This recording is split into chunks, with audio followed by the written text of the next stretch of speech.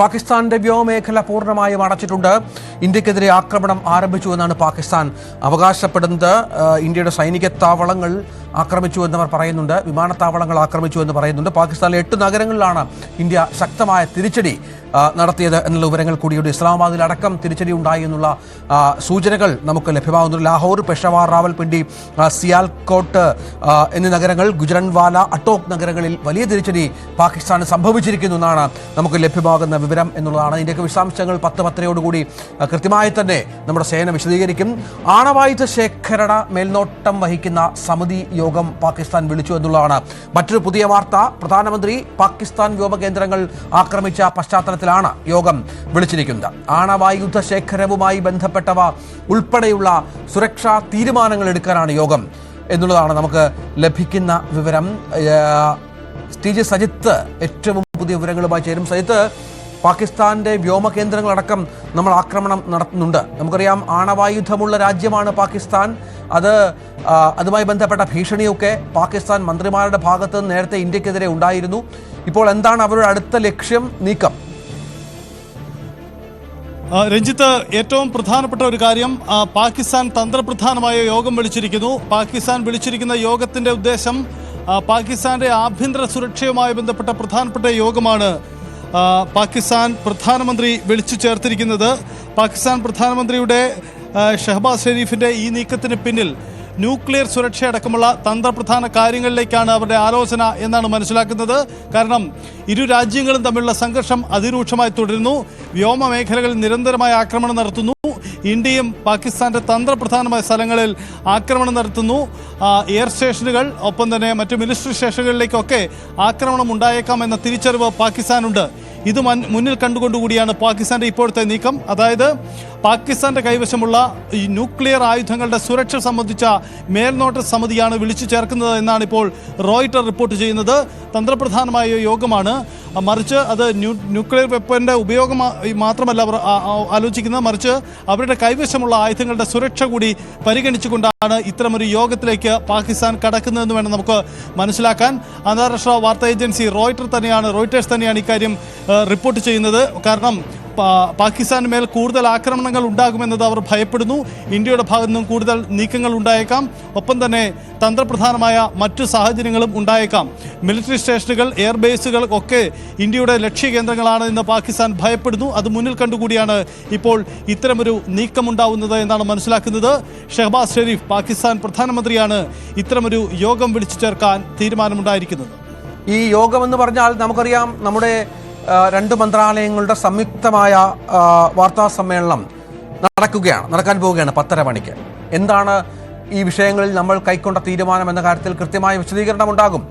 ഇന്നലെയാണ് ഇന്ത്യക്കെതിരെ യുദ്ധം പ്രഖ്യാപിച്ചുകൊണ്ട് പാകിസ്ഥാൻ മുന്നോട്ട് വന്നത്. നമ്മളാകട്ടെ യുദ്ധം പ്രഖ്യാപിച്ചിട്ടുമില്ല.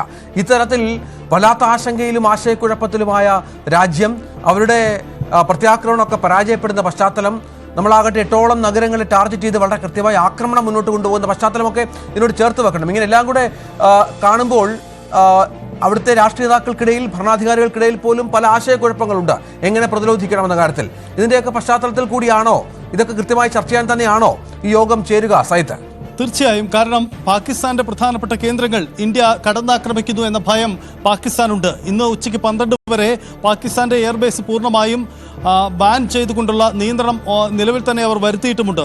ഇതിനു പുറമെ കറാച്ചി തുറമുഖമടക്കമുള്ള ഇടങ്ങളിലേക്ക് ഇന്ത്യയുടെ ആക്രമണം മുന്നിൽ കണ്ട് മുൻകരുതലുകൾ സ്വീകരിച്ചിട്ടുണ്ട്.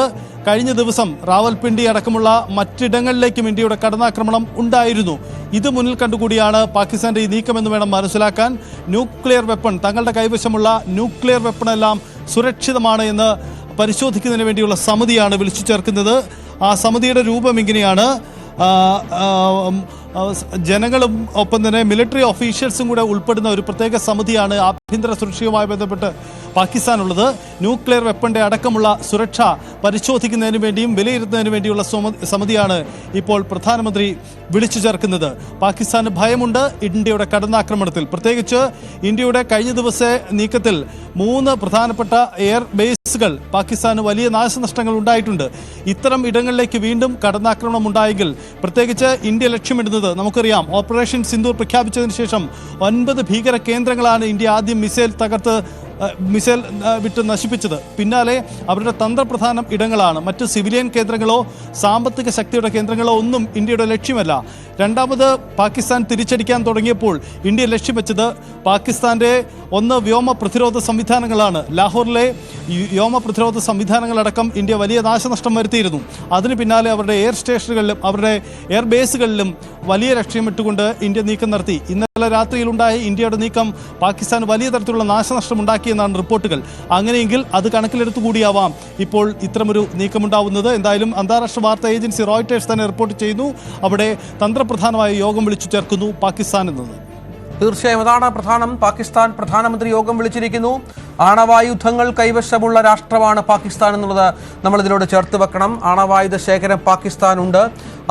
ലോകത്തെ 8ാമത്തെ സൈനിക ശക്തി കൂടിയാണ് പാകിസ്ഥാൻ. പക്ഷേ അവരിപ്പോൾ ആഭ്യന്തര സംഘർഷങ്ങൾ, സാമ്പത്തിക പ്രതിസന്ധി. ഇന്നലെയാണ് IMF ഇന്ത്യയുടെ എതിർപ്പ് അവഗണിച്ച് ഏതാണ്ട് 2500 കോടി രൂപ അവർക്ക് അനുവദിച്ചത്. ഈ പണം കൊണ്ടൊക്കെയാണ് അവർ നിത്യവൃത്തി കഴിച്ചു പോകുന്നത് എന്നുള്ളത് കൂടി ചേർത്ത് വെക്കണം. ഒരാക്രമണം തുടങ്ങിയാൽ തന്നെ തുടർച്ചയായി നിലനിർത്താനുള്ള സാമ്പത്തിക ശേഷി തൽക്കാലം പാകിസ്ഥാൻ ഇല്ല എന്നുള്ളതും ഏറ്റവും പ്രധാനപ്പെട്ട ഒന്നാണ്. രാകേഷ് കൂടി ചേരുന്നു. രാകേഷ്, സംയുക്ത വാർത്താ സമ്മേളനം ഇന്ത്യയുടേത് 10:30-ക്കാണ്. പാകിസ്ഥാൻ നിർണായക യോഗം വിളിച്ച പശ്ചാത്തലം കൂടിയുണ്ട്. നമുക്കറിയാം, കഴിഞ്ഞ കുറേ ദിവസങ്ങളായി ഉണ്ടാകുന്ന സംഘർഷങ്ങൾ, അതിൽ അവർക്കുണ്ടാകുന്ന പരാജയങ്ങൾ, ഈ അവിടുത്തെ ആഭ്യന്തര പ്രശ്നങ്ങൾ, ഭരണാധികാരികൾ തമ്മിലുള്ള ആശയക്കുഴപ്പം, കാര്യങ്ങൾ വിശദീകരിക്കുന്നതിൽ, മാധ്യമങ്ങളോടക്കം വിശദീകരിക്കുന്നതിൽ ഉണ്ടാകുന്ന അവ്യക്തത, ഇതൊക്കെ വല്ലാതോതിൽ ലോകരാജ്യങ്ങൾക്കിടയിൽ പാകിസ്ഥാനെ ഒരു പ്രത്യേക തലത്തിലെത്തിച്ചിട്ടുണ്ട്. ഇത്തരം ആശയക്കുഴപ്പങ്ങൾ അവസാനിപ്പിക്കുക, ഇനിയും ഇത്തരം കാര്യങ്ങളിൽ എങ്ങനെ മുന്നോട്ട് നീങ്ങണമെന്ന കാര്യത്തിൽ തീരുമാനമെടുക്കുക, ഇത്തരത്തിൽ പല കാര്യങ്ങൾ ആ യോഗത്തിൽ സംഭവിച്ചേക്കാം. എന്താണ് പ്രതീക്ഷിക്കേണ്ടത്?